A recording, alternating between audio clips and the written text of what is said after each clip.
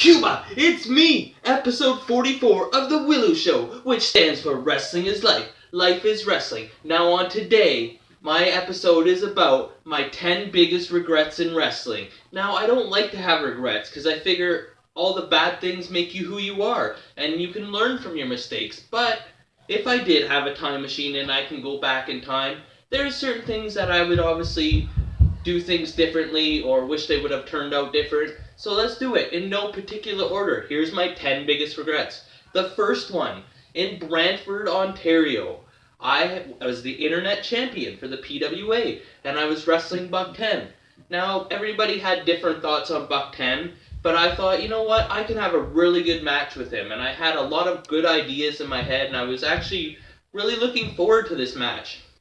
So, the match started. We got in the ring, we did a couple moves, and I hit a Russian leg sweep, and I went to pin him, and guess what? He forgot to kick out. Or he didn't kick out, however you want to call it. So the match lasted like 2 minutes, and what I thought was going to be one of my best matches turned into be not so much one of my best matches. So that's the first one. The second regret I have is it was in a six-way. I spoke a little bit about this on the last episode, and it was for the Pure Wrestling Championship, and it was a Rogers TV taping. It was a six-way elimination match where every 5 minutes a new guy would come in. And I was the last guy to come in. And I was so excited. This was the main event, taped for Rogers, and I went to do a drop kick on Hardcore Hick and Eric Carney on the outside, and I fell on my head, and I woke up in the ambulance, and I had to get staples in the back of my head, and I broke my collarbone, and I had to take about 9 months off of wrestling.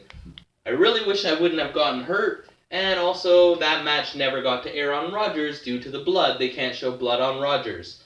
My next biggest regret is when I used to live with Ty Dillinger.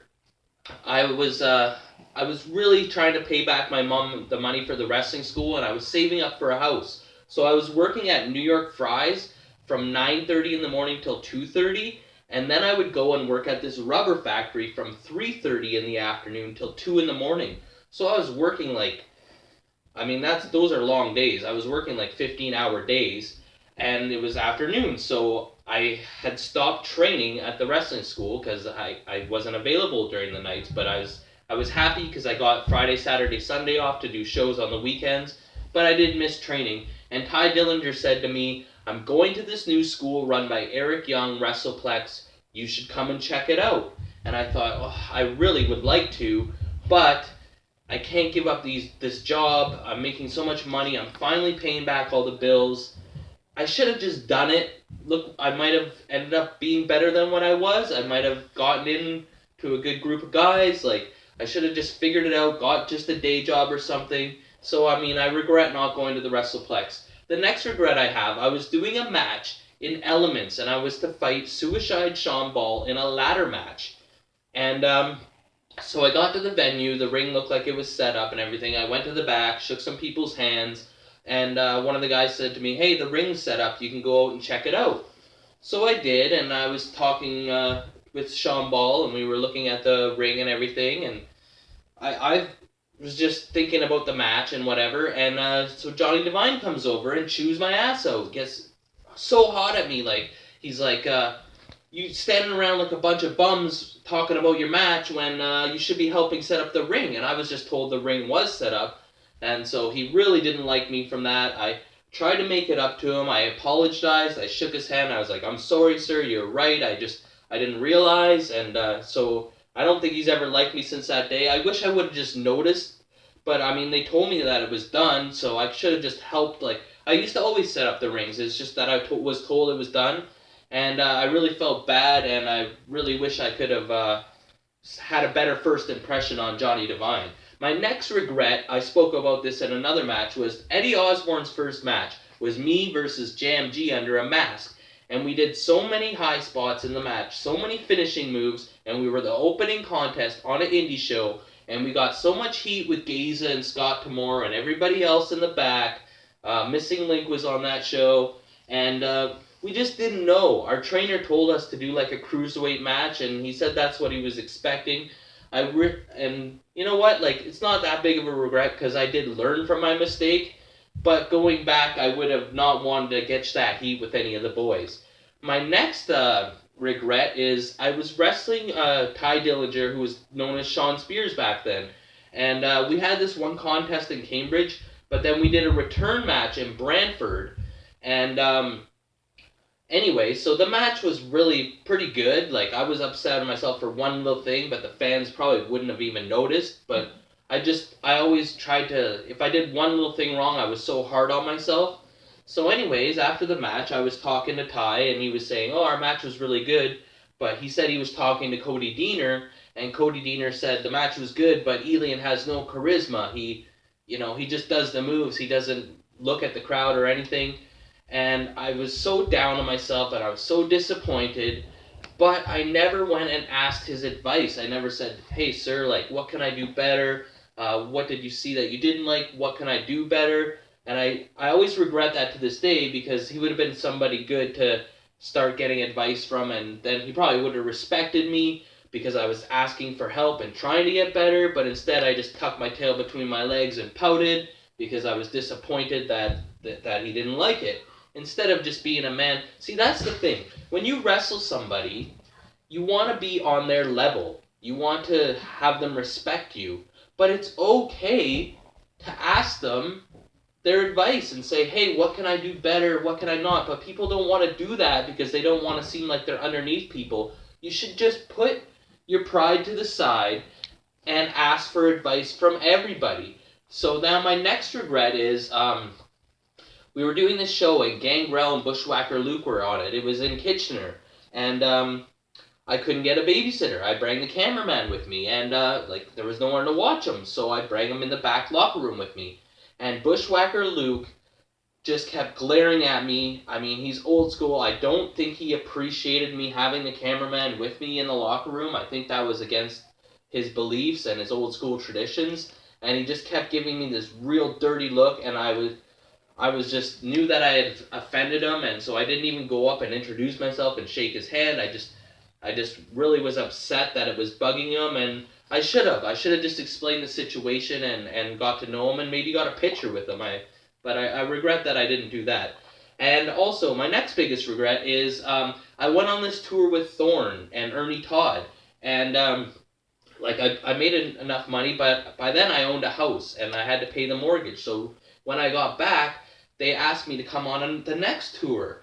But I was like, oh man, like, I didn't do that well. Like, I need to just get a real job and pay the mortgage. I should have just gone, because I could have started making good money on those tours. I could have sold a lot of merchandise. I could have gained a lot of knowledge and experience. So sometimes you have to do what's right for wrestling and not what's right for life. So I always regret that I didn't go on more tours with them, because that really could have been beneficial to me. My next regret is I wrestled Eddie Osborne for the Pure Wrestling Championship in Elements Nightclub, and it was a 2 out of 3 falls match, and every fall had a different stipulation. Now, I ended up winning the Pure Wrestling Championship. That was my very first time I won it, and I was so proud, and it was kind of a weird match. I can't remember. It was like something like you get counted out if you were in the ring, but the third fall was no DQ. And they had this humongous ladder that went way up to the lights, like to the top of the ceiling. And in my head, I was going to do a 450 splash off that ladder onto Eddie Osborne. And so to me, that was going to be like the greatest moment that I would go down. Everybody would remember that. So I climbed up this ladder, and I climbed up, and I climbed, and I was 2 rungs from the top, and it was a huge ladder. I still have a picture of this, by the way. And when I got to the top, I realized that I wasn't in the right position to attempt the 450, so instead I just did a big splash, which was still pretty cool, but like, to this day, I should have just gone for it. Like, I probably could have done it. I know I could have done it. Thinking back, I should have just done it, but I didn't, so I always will regret that. And then my last regret is I wrestled Chris Chambers in Brantford, and I wrestled TJ Harley in Cambridge. And, I mean, there's a bunch of other guys, too, that I wrestled that I wish that I had a better performance in the match, and I wish I would have put my pride to the side, like I was saying earlier, and just asked them for more advice and what I can do to get better. But I was just so down on myself, and I already knew what I did bad, that I didn't ask. But who cares? Who cares if they're gonna tell you things you don't want to hear? Those are the things you want to hear. There's been other guys that I wrestled back in the day, and I wish I would have asked them more advice. So basically, my one biggest regret out of all of it is to not go for things in the wrestling. When you have a chance to be on a show or a tour or go to a school, just do it. You can figure out, you can get a job when you're 40. You can go back to school when you're 40. But you have to put wrestling first or you'll never make it anywhere. And also, just ask people advice. Even if you don't think they're a nice person. Even if you think that they have a big ego. If they know more than you and there's something that you can learn for them,